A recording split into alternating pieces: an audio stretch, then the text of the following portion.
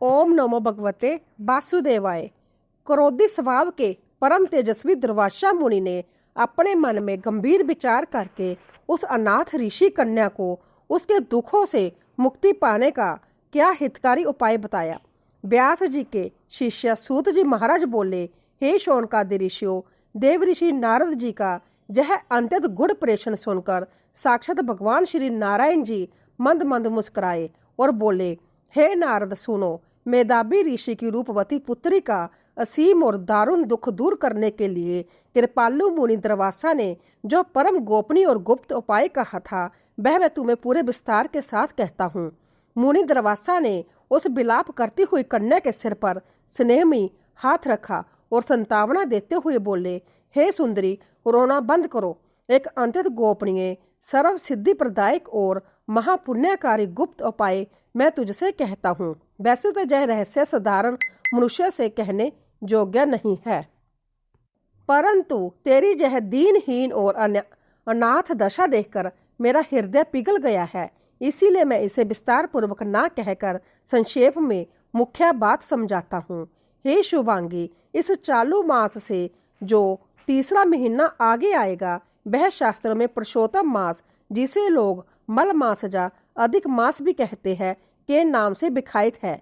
यह मास साक्षात भगवान विष्णु का स्वरूप है। इस परम पवित्र मास में किसी भी पवित्र नदी या तीर्थ में जाकर केवल एक बार श्रद्धा पूर्वक स्नान कर लेने मात्र से ही मनुष्य ब्रह्म हत्या, बाल हत्या और भ्रूण हत्या जैसे घोर और महाभयानक पापों से भी सदा के लिए मुक्त हो जाता है। इस दिव्य पुरुषोत्तम मास की महानता की तुलना कार्तिक, माघ, विशाख आदि 12 महीने मिलकर भी नहीं कर सकते। संसार के जितने भी मास है, पक्ष है, शुभ तिथियां हैं और जितने भी बड़े बड़े पुण्य पर्व दिवस है, वह सब एक साथ मिलकर भी पुरुषोत्तम मास की 16वीं कला के जानी एक छोटे से अंश के बराबर भी फल नहीं दे सकते। वेदों और उपनिषदों में मनुष्य के कल्याण के लिए जितने भी साधन, कठिन तपस्याएं और परम पद मोक्ष की प्राप्ति के मार्ग बताए गए हैं, वह भी इस मास के नियमों की 16वीं कला के तुल्य नहीं ठहरते। कठिन साधना के महत्व को समझाते हुए दुर्वासा जी आगे बोले, हे सुंदरी, 12,000 वर्ष तक निरंतर पवित्र गंगा जी के शीतल जल में स्नान करने से जो फल मिलता है, और जब सिंह राशि पर साक्षात देवगुरु बृहस्पति आते हैं, तब गोदावरी नदी में कुंभ के समय स्नान करने से जो महान दुर्लभ फल प्राप्त होता है, हे रूपवती, वही परम दुर्लभ फल इस पुरुषोत्तम मास में कहीं पर भी अपने घर के पास के जलाशय में भी केवल एक बार विधि विधान और सच्चे भाव से स्नान कर लेने से सहज ही प्राप्त हो जाता है। मर्यादा पुरुषोत्तम भगवान श्री कृष्ण के इस परम प्रिय और लाडले पुरुषोत्तम मास में जो भी भाग्यशाली मनुष्य स्नान, दान, भगवान नाम का जाप, कीर्तन और तप आदि करता है, उसके जीवन के सब मनोवांछित फल सुख, समृद्धि और अटूट सौभाग्य पूर्ण होते हैं। इसीलिए मेरी बात मान, तू बिना एक पल का समय गंवाए शीघ्र ही आने वाले पुरुषोत्तम मास की आराधना और व्रत का संकल्प ले।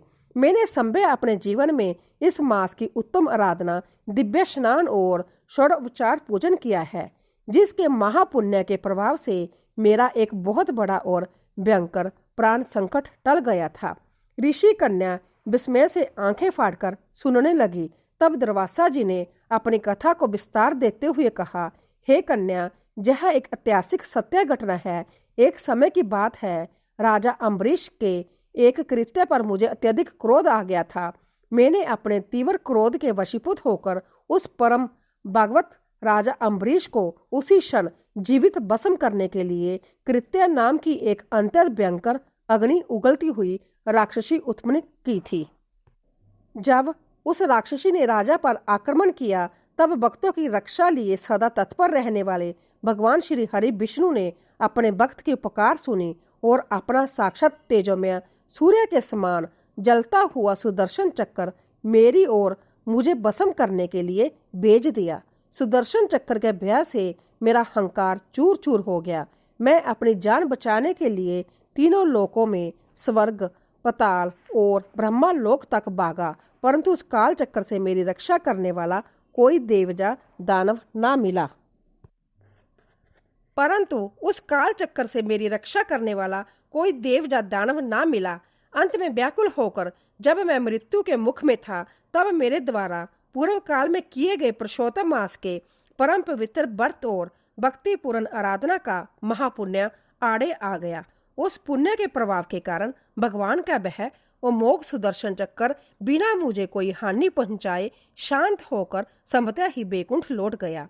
हे सुंदरी, उस सुदर्शन चक्कर में साक्षात त्रिलोकी को एक पल में भस्म कर देने की असीम और सहारक शक्ति है। परंतु वह पुरुषोत्तम मास के महात्मा और उसके अमोघ पुण्य के कारण मेरा बाल भी बांका नहीं कर सका। तब मुझे संभया इस मास के अनंत महिमा पर बड़ा भारी आश्चर्य हुआ था। हे सुभाग्य, मेरी इस आपबीती सत्य घटना से तुम श्रीमान पुरुषोत्तम मास का परम और अलौकिक महात्म्य समझो। संदेह त्याग कर इसकी अनन्य भाव से आराधना, व्रत, स्नान व पूजन करो। यदि तुम ऐसा करोगी तो तुम्हारे जीवन के दुर्भाग्य के सारे काले बादल छंट जाएंगे, दरिद्रता नष्ट होगी और सुख सौभाग्य के सुंदर दिन फिर से लौट आएंगे। इतना कहकर सूत जी ने जब कथा को जहां विश्राम दिया तो हस्तिनापुर के सम्राट राजा युधिष्ठिर भगवान श्री कृष्ण की तरफ बड़े विस्मय और जिज्ञासा भरी दृष्टि से ऐसे देखने लगे मानो वह अपनी आंखों से ही पूछ रहे हो कि प्रभु, मुनि दुर्वासा के इतने सुंदर और हितकारी वचन सुनकर उस परम दुखी ऋषि कन्या ने आगे क्या किया? क्या उसने व्रत किया? तब अंतर्जामी भगवान श्री कृष्ण संभ्या मुस्कुराते हुए बोले, हे धर्मराज युधिष्ठिर, परम ज्ञानी दुर्वासा जी के ऐसे कल्याणकारी और जीवन बदलने वाले वचन सुनकर भी होनहार, प्रवद और दुर्भाग्य के वश में होकर उस कम बुद्धि वाली, चंचल और मूर्ख ऋषि कन्या ने अपने मन में अकारण ही घोर क्रोध कर लिया। उसका अहंकार जाग उठा। वह मुनि श्रेष्ठ दुर्वासा से प्रतिवाद करते हुए और अपनी तीखी भौहें तानकर बोली, हे ब्राह्मण, हे मुनिवर, आपका यह कथन मुझको तनिक भी उचित और अच्छा नहीं लगा। आप एक ऐसे मास की प्रशंसा कर रहे हैं जिसका कोई अस्तित्व ही नहीं। क्या पवित्र माघ मास और पुण्यमय कार्तिक आदि पवित्र 12 महीने पूरी तरह निरर्थक और फलहीन हो गए हैं? क्या संसार में सर्वपूजित कार्तिक मास का महात्म्य अब कम हो गया है, जो आप इस त्याज्य मल मास की इतनी बड़ी बड़ी झूठी प्रशंसा कर रहे हैं? कृपा करके मुझे यह तर्क संगत समझाइए। क्या विशाख मास मनुष्य को उनके मन चाहे इच्छित फल नहीं देता? क्या देवादिदेव साक्षात सदाशिव भोलेनाथ से लेकर संसार के जितने भी मुख्य 34 करोड़ देवता है, वह सच्चे मन से आराधना करने पर भक्तों को उत्तम फल नहीं देते? क्या वह असमर्थ है? कन्या का क्रोध बढ़ता गया। वह आगे बोली, इस चराचर पृथ्वी पर साक्षात भगवान सूर्यदेव प्रत्यक्ष विद्यमान है, जिनका हम प्रतिदिन साक्षात दर्शन करते हैं और जो जगत के प्राण है। उन प्रत्यक्ष नारायण को छोड़कर आप इस व्यर्थ, संक्रांतिहीन और निंदित पुरुषोत्तम मास की इतनी बड़ी उपमा दे रहे हैं। क्या ऐसा अतिशयोक्तिपूर्ण वर्णन करते हुए आपको लज्जा नहीं आती? यह मलमास, अधिक मास तो सभी शास्त्रों द्वारा मलिन घोषित है और इसे सभी मांगलिक व शुभ कर्मों में पूरी तरह वर्जित और अशुद्ध माना गया है। हे मुनि, जिस मास में सूर्य देव अपनी राशि बदलते नहीं, जिसमें कोई संक्रांति ही नहीं होती, उस मल रहित मलमास को आप सभी मासों में सर्वश्रेष्ठ और ईश्वर का रूप कैसे कह सकते हैं? मैं तो संसार के सब दुखों से पार उतारने वाले सर्वव्यापक चतुर्भुजधारी श्री हरि विष्णु को ही सर्वोपरि मानती हूँ। हे गुरुदेव, मैं दिन रात ठंडे दिमाग से विचार करके यह देखती हूँ कि साक्षात जानकीनाथ श्री राम और माता पार्वती के पति देवादिदेव महादेव शंकर से बड़ा अन्य कोई तारनहार, दयालु और वीर नहीं है, जो मेरा यह दारुण और असहनीय दुख दूर कर सके। हे विपिंदर, हे मुनि, मैं इन सर्वशक्तिमान और पूजनीय देवों को छोड़कर बड़ा इस समाज द्वारा त्यागने गए और निंदित मलमास की पूजा और आराधना क्यों करूं? मैं ऐसा कभी नहीं करूंगी। सृष्टि के निर्माण से लेकर इतिहास में इससे पहले कभी किसी ने भी, चाहे वह राजा हो या देवता, परम तेजस्वी और क्रोधी मुनि दुर्वासा की दी हुई उत्तम सलाह का इस प्रकार कठोरता से निरादर नहीं किया था और ना ही कोई उनके सम्मुख इस प्रकार निर्वता और उर्गता से बोला था। फलस्वरूप उस नासमझ ऋषि पुत्री के मुख से अपने पूज्य मास के प्रति ऐसे कटु, अपमानजनक और विषैले वचन सुनकर क्रोधी स्वभाव वाले मुनि दुर्वासा का पूरा शरीर भीतर से क्रोध की प्रचंड अग्नि से जलने लगा। उनके दोनों नेत्र साक्षात जमराज के समान लाल लाल हो गए और उनकी बिरगट्टी तन गई। ऐसा लगा मानो वह अभी उसे श्राप देकर भस्म कर देंगे। परंतु अंततः दयालु होने के कारण और अपने परम प्रिय दिवंगत मित्र मेधावी ऋषि की इकलौती पुत्री होने के नाते मुनि ने अपनी इंद्रियों पर नियंत्रण रखा और उसे कोई उग्र श्राप नहीं दिया। वह आंखें बंद करके मन ही मन सोचने लगे कि यह मूढ़ बुद्धि अभागनी कन्या अज्ञातवाश और हिंकार के कारण अपना अच्छा और बुरा नहीं समझ पा रही है। जब साक्षात पुरुषोत्तम मास के इस अलौकिक और दिव्य महात्मा को बड़े बड़े प्रकांड पंडित, ऋषि मुनि और विद्वान लोग भी अपनी बुद्धि से पूर्णतया नहीं जान पाते, तो फिर इस अल्प बुद्धि वाली साधारण स्त्री और विशेषकर इस अल्लड़ कुमारी कन्या को इसका गहरा ज्ञान कैसे हो सकता है। इसने मेरा और इस पवित्र मास का घोर अपमान तो अवश्य किया है, जिसके कारण इसका पतन निश्चित है। परंतु यह बिना माता पिता की एक अनाथ, असहाय और एकाकी बालिका है, जो इस समय वैराग्य और दुख रूपी भयानक अग्नि में रात दिन झुलस रही है। यदि मैंने इस पर क्रोध करके इसे श्राप दे दिया, तो यह सुकुमारी मेरा अत्यंत उग्र और भयानक श्राप कैसे सहन कर पाएगी। यह तो तिनके की तरह जल जाएगी। अंत इसके अज्ञान को क्षमा करके इसे इसके भाग्य और प्रवाद के हाल पर ही छोड़ देना इस समय सबसे उत्तम और न्याय संगत होगा। यह गंभीर विचार करके अपने मन में दया भाव उमड़ने के कारण मुनि दुर्वासा ने अपने तीव्र क्रोध को शांत किया। वह शांत चित्त और गंभीर स्वर होकर उस उदंड कन्या से बोले, अरे अबोध मूर्ख बालिका, तू मेरे परम आदरणीय मित्र की संतान है। केवल इसी एक रिश्ते के नाते मैं तुझ पर कुपित होकर तुझे यहीं भस्म नहीं कर रहा हूँ और ना ही कोई श्राप दे रहा हूँ। तुझे जो अच्छा लगे तू वही कर, अपनी मनमानी कर, परंतु जाते जाते मैं तुझे तेरे भविष्य की एक अटल और अकाट्य बात बता रहा हूँ। इसे गांठ बांधकर अपने पल्लू में रख ले। तूने जो आज साक्षात भगवान के परम प्रिय पुरुषोत्तम मास का घोर अनादर और उपहास किया है, उसका कड़वा, कशेला और भयानक फल तुझे भविष्य में अवश्य ही भोगना पड़ेगा। चाहे वह फल तुझे इसी वर्तमान जन्म में मिले या आने वाले अगले जन्म में मिले, पर उस कर्म के दंड से तू बच नहीं सकती। भोगना निश्चित है। अब मेरा जहाँ रहना व्यर्थ है। मैं इसी क्षण जहाँ से भगवान नारायण के परम पवित्र और शांत आश्रम बद्रीनाथ धाम की ओर प्रस्थान करता हूँ। हे वीरू, तू अपने इस अल्लड़, हठी, घमंडी और नासमझ स्वभाव के कारण अपना भला बुरा और हित अहित सोचने में असमर्थ है। मेरा जहाँ बहुत सा कीमती समय व्यतीत हो चुका है और संसार में जो शुभ या अशुभ होनहार विधाता ने लिख दी है, उसे संभव ब्रह्मा जी भी नहीं मिटा सकते। मैं अब जा रहा हूँ। ईश्वर तुझे सब बुद्धि दे और तेरा कल्याण करे। भगवान श्री कृष्ण आगे बोले, हे युधिष्ठिर, ऐसा कहकर महान क्रोधी तपस्वी और सिद्ध मुनि दुर्वासा हाथ में कमंडल लेकर वहां से तुरंत प्रस्थान कर गए। साक्षात भगवान के प्रिय पुरुषोत्तम मास का घोर अनादर करने के कारण वह कन्या उसी क्षण से पूरी तरह तेजहीन, कांतिहीन और मानसिक शांति से समर्था विहीन हो गई। उसका मुख काला पड़ गया। मुनि के जाने के बाद उसने अकेले में विचार किया कि मुनि दुर्वासा की बात गलत है। मैं तत्काल फल देने वाले माता पार्वती के स्वामी भगवान शिव शंकर की ही शरण में जाऊंगी और अंततः कठिन तपस्या करके उन्हें अपनी आराधना से प्रसन्न करूंगी। उधर सूत जी शौनकादि ऋषियों से बोले, हे श्रेष्ठ ब्राह्मणों, वह अभागनी बालिका मुनि दुर्वासा के हितकारी और अमृत समान वचनों को लात मारकर समस्त फलों को देने वाले जगत जननी माता लक्ष्मी और सृष्टि के पालन करता भगवान नारायण के सर्वोपरि उपासना को छोड़कर तथा सावित्री पति ब्रह्मा जी की महत्ता को बुलाकर केवल और केवल भगवान शंकर जी की ही एकाग्र और हठपूर्वक पूजा में लीन हो गई। उसने अन्न जल का त्याग कर दिया। ऋषि कन्या की आगे की कथा को विराम देते हुए मैं आपको बता दूं कि अगले अध्याय में आप सुनेंगे कि उस ऋषि पुत्री ने वन में जाकर कैसा घोर और रोंगटे खड़े कर देने वाला कठिन तप किया।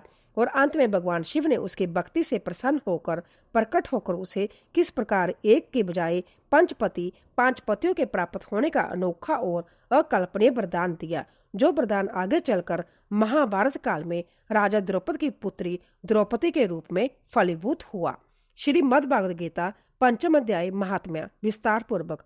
अब इस पवित्र कथा के उपरांत मन को शुद्ध करने वाली और मोक्ष देने वाली श्रीमद् भागवत गीता के 5वें अध्याय का अवधूत महात्म्य पूरे विस्तार से श्रवण करें। साक्षात भगवान श्री विष्णु क्षीर सागर में शेष नाग की शैया पर विराजमान होकर देवी लक्ष्मी से कहते हैं, हे प्रिय देवी लक्ष्मी, अब मैं सब लोगों द्वारा परम पूजित आदरणीय और वंदनीय गीता के 5वें अध्याय का महिमा रूपी महात्म्य संक्षेप और विस्तार से बताता हूँ। तुम एकाग्रचित्त और अत्यंत सावधान होकर इसे सुनो, क्योंकि इसके सुनने मात्र से मनुष्य के सारे पाप धुल जाते हैं। प्राचीन काल में भारतवर्ष के मध्य देश में पुर नामक एक अत्यंत समृद्ध, सुंदर और प्रसिद्ध नगर था, जहाँ चारों वर्णों के लोग सुख से रहते थे। उसी नगर में एक ब्राह्मण रहता था। वह ब्राह्मण के एक अत्यंत विख्यात सदाचारी, वेदों के ज्ञाता और निष्कलंक पावन वंश में उत्पन्न हुआ था। कुल के लोग बड़े बड़े यज्ञ करने वाले थे, किंतु अपने उस पवित्र कुल के संस्कारों के स्वर्था विपरीत उस ब्राह्मण ने वेदों, उपनिषदों और शास्त्रों के सब अध्याय को पूरी तरह छोड़ दिया। उसका मन धर्म कर्म से हट गया। उसने कुसंगति में पड़कर डोल, मृदंग, मंजीरे आदि बजाते हुए नाच गाने, मदिरापान और वेश्यावृत्ति जैसे घोर व्यसनों में अपना कीमती मन लगा लिया। गीत, नृत्य और बाद बजाने की इस कला में उसने दिन रात कड़ा परिश्रम किया और धीरे धीरे उसने इस विधा में पिंगल नाम से बड़ी बारी प्रसिद्धि प्राप्त कर ली। अपनी इसी गायन और वादन की कला के कारण धीरे धीरे उसका प्रवेश राजा के मुख्य राजभवन में भी हो गया और वह राजा का प्रिय पात्र बन गया।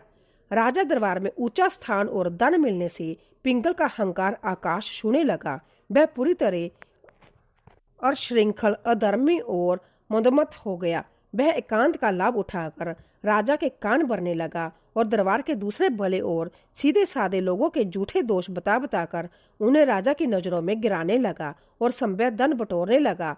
उस दुराचारी पिंगल की एक पत्नी थी जिसका नाम अरुणा था। वह भी किसी अच्छे कुल की नहीं थी, बल्कि एक नीच और संस्कारहीन कुल में उत्पन्न हुई थी और स्वभाव से अत्यंत कामुक, क्रूर और दुराचारणी थी। वह पर पुरुषों में आसक्त रहती थी। उसने अपने पति पिंगल को अपने इन कुकर्मों और पाप के मार्ग को सबसे बड़ा कांटा समझा। उसे लगा कि जब तक पिंगल जीवित है वह खुलकर अपनी मनमानी नहीं कर सकती। इसीलिए एक दिन अवसर पाकर आधी रात के घोर सन्नाटे और अंधकार में जब पिंगल मदिरा के नशे में गहरी नींद सो रहा था, तब उस क्रूर स्त्री अरुणा ने घर के भीतर ही एक तेज कुल्हाड़ी से सोते हुए अपने पति का सिर धड़ से अलग कर डाला। पिंगल तड़फ तड़फ कर मर गया। अरुणा ने लोक लाज के डर से उसकी लाश को गुपचुप तरीके से घर के आंगन में ही जमीन के भीतर गहरा गड्ढा खोदकर गाड़ दिया और बाहर से सब साफ कर दिया। इस प्रकार अकाल मृत्यु को प्राप्त होकर और अपने प्राणों से अचानक विजुक्त होने पर वह महापापी पिंगल सीधे जमलोक पहुंचा। वहां यमराज के दूतों ने उसे कोड़ों से पीटा और वह वहां जुगों जुगों तक भीषण खोलते हुए तेल के कड़ाहों वाले नरकों का घोर कष्ट उपभोग करता रहा। जब उसके नरक भोगने की अवधि समाप्त हुई, तब अपने पापों के बचे हुए अंश के कारण वह एक निर्जन, भयानक और सूखे वन में गिद्ध, एक मांसाहारी चील रूपी पक्षी की जोनी में पैदा हुआ, जहां वह भूख प्यास से व्याकुल रहता था। उधर उसकी पापनी पत्नी अरुणा भी कुछ समय बाद संसार में एक भयंकर सड़ने वाले असाध्य रोग से ग्रसित हो गई। वह भी तड़फ तड़फ कर और कीड़े पड़कर मर गई। घोर और भयानक नरक की यातनाएं भोगने के पश्चात वह भी उसी सूखे वन में एक सूखी तोते की मादा के रूप में उत्पन्न हुई और छोटे छोटे दाने चुनकर अपना पेट भरने लगी। देवयोग से एक दिन वह सूखी दाना चुगने और पानी की खोज की इच्छा से उड़ती हुई उसी वन के एक बाग में भटक रही थी। इतने में ही पेड़ की डाल पर बैठे उस भूखे गिद्ध ने पूर्व जन्म के बैर का स्मरण करके भगवान की कृपा से उसे जाति स्मर ज्ञान हो गया था, जिससे उसे पिछला जन्म याद आ गया। अपनी उस पापनी पत्नी को पहचान लिया। पूर्व जन्म के क्रोध और प्रतिशोध की अग्नि में जलकर वह गिद्ध चीखता हुआ उड़ा और उसने अपने तीखे नुकीले नाखूनों और वज्र जैसी चोंच से उस बेचारी शुकी पर हमला कर दिया और उसे पूरी तरह फाड़ डाला। वह शुकी लहूलुहान होकर दर्द से चीखती हुई पास ही जमीन पर पड़ी एक ऐसी मनुष्य की खोपड़ी नरकपाल में जा गिरी जो पिछले दिनों हुई वर्षा के जल से पूरी तरह ऊपर तक भरी हुई थी। गिद्ध का क्रोध शांत नहीं हुआ था। वह उसे पूरी तरह मार डालने और उसका मांस खाने के लिए पुण्य नीचे की ओर झपटा। इतने में ही वहां झाड़ियों के पीछे जाल फैलाकर छिपे हुए एक बहेलिए शिकारी ने उस बड़े गिद्ध को देखा। शिकारी ने तुरंत अपने धनुष पर एक विषैला और तीखा बाण चढ़ाया और निशाना साध कर छोड़ दिया। वह बाण सीधे गिद्ध के सीने में जा लगा। बाण लगते ही वह गिद्ध भी तड़फता हुआ और पंख फड़फड़ाता हुआ उसी पानी से भरी खोपड़ी में जल में जा गिरा। उसकी पूर्व जन्म की पत्नी शुकी पहले ही उस कपाल के पवित्र जल में डूबकर तड़फते हुए अपने प्राण त्याग चुकी थी और फिर वह क्रूर पक्षी गिद्ध भी उसी जल में डूब गया और दोनों की मृत्यु एक साथ हो गई। चूंकि दोनों ने बहुत पाप किए थे, इसीलिए यमराज के भयंकर और डरावने दूत उन दोनों के जीव आत्माओं को लोहे की जंजीरों से बांधकर द्वारा जमलोक ले गए। वहां अपने पूर्व जन्म के घृणित और भयानक पाप कर्मों को याद करके वह दोनों डर के मारे थर थर कांप रहे थे कि अब फिर से कौन सा नरक मिलेगा।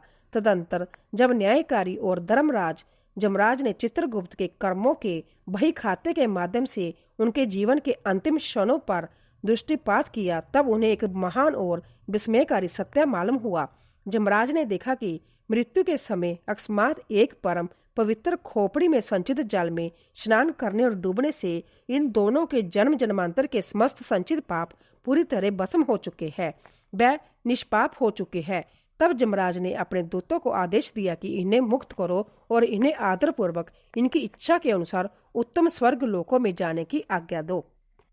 यह अवैधुत न्याय सुनकर और अपने पुराने भयानक पापों को याद करते हुए वह दोनों जीव आत्माएं बड़े भारी विस्मय आश्चर्य में पड़ गई।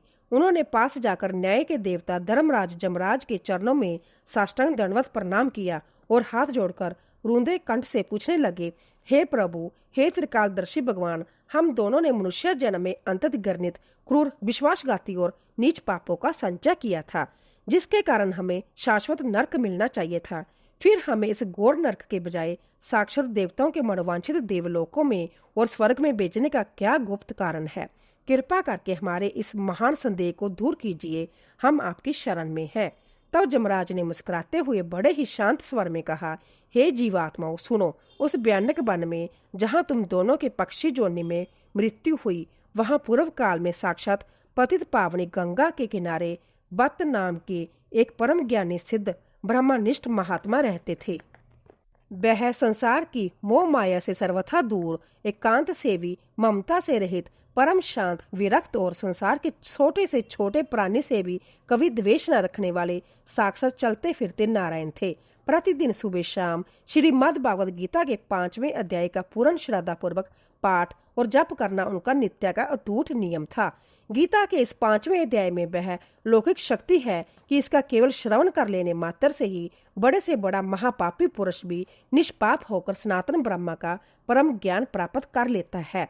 उसी महान गीता पाठ के पुण्य के प्रभाव से पूर्णतया शुद्ध चित्त होकर उन महात्मा भक्त ने समय आने पर अपने इस नश्वर भौतिक शरीर का परित्याग किया था।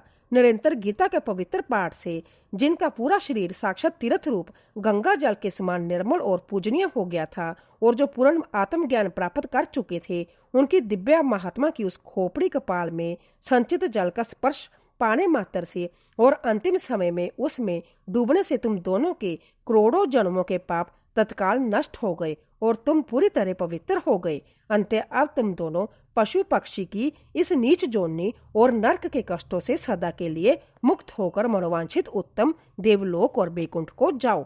यमराज के मुख से गीता जी के 5वें अध्याय की यह अनुपम, अमोघ और अवैधुत महिमा सुनकर वह दोनों पक्षी जोनियों के बंधनों से सदा के लिए मुक्त हो गए। उनका रूप देवताओं जैसा दिव्य और देदीमाइन हो गया। वह अंततः प्रसन्न हुए और यमराज को बारंबार प्रणाम करके वहां आए साक्षात दिव्य विमान पर बैठकर स्वर्ग और भगवान विष्णु के परम धाम बैकुंठ को चले गए। ओम नमो भगवते वासुदेवाय नमः। इस प्रकार श्रीमद् भागवत गीता का यह पावन, पाप विनाशक और पुण्यमय 5वां अध्याय महात्म्य पूर्ण हुआ। जो भी मनुष्य इस कल्याणकारी और मोक्ष प्रदायक अध्याय को नित्य श्रद्धा से पढ़ता है, आदर पूर्वक दूसरों को सुनाता है अथवा इसके श्लोकों का अपने जीवन में अभ्यास करता है, वह मनुष्य संसार के समस्त दुखों और बंधनों से मुक्त होकर अंत में भगवान श्री विष्णु के परम पवित्र और अविनाशी लोक बैकुंठ धाम को जाता है। जय थी आज की अधिक मास महात्म्य के 9वें अध्याय की परम पवित्र और बड़ी ही अवैधुत कथा। आशा है आपको आज की जय सुंदर और विस्तृत कथा अत्यधिक पसंद आई होगी और आपके मन को शांति मिली होगी। भगवान पुरुषोत्तम और श्री हरि विष्णु आपके जीवन के सभी कष्टों को दूर करे और आपकी झोली खुशियों से भर दे। जय श्री कृष्ण। राधे राधे।